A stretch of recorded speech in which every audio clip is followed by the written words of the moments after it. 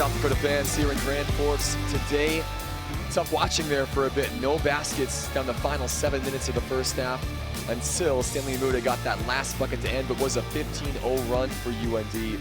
Really impressive first half performance by the Fighting Hawks. Really, again, picking up where they left off yesterday, Zach. Just making every touch difficult for Stanley Muda. It took all but the last 5 seconds of the half to really get a good post touch. Yeah. I think that's something that USC is probably going to look at coming out right off the bat here. They've really made a concerted effort to play through the post. It just hasn't been Stanley Muda to this point. Let's take a look at the highlights from the opening 20 minutes. Good back and forth action early on. Tassos Kamateros, a great start for the sophomore big man.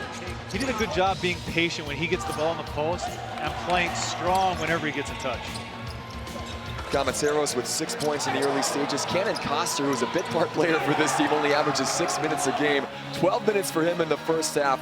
5 points as well. Again, Amude with just the 4 points. AJ Plitzewhite with only 3. For North Dakota, similar story lately. Guys that had role players, or that were role players last year, stepping up with Benzi Benoam with 7, and Ethan Gabanago with 7 as well. All those guys are really complementing each other well in the way that they're putting the ball on the floor, skipping it, shooting it. They're playing together as well as possible, and it's leading towards a very efficient offense for UND. See Benoam on the finish again from the outside and from the inside. He's only made 2 field goals, but he's taken advantage of it. And then Gabanago, as we said, the young man that's just filling it up all sorts of ways. Mitchell Suker, by the way, leading North Dakota with 8 points in that first half. Nobody in double figures yet. Only 5 for Philip Abracha. He had North Dakota's first 5 points, was on the bench for much of that first half, and UND played great going small without him. You see the numbers, good shooting for UND again today. 5 more threes after making 14 yesterday. Rebound edge very much in favor of South Dakota, but it hasn't hampered UND's efforts thus far. And it's important to keep all this in mind.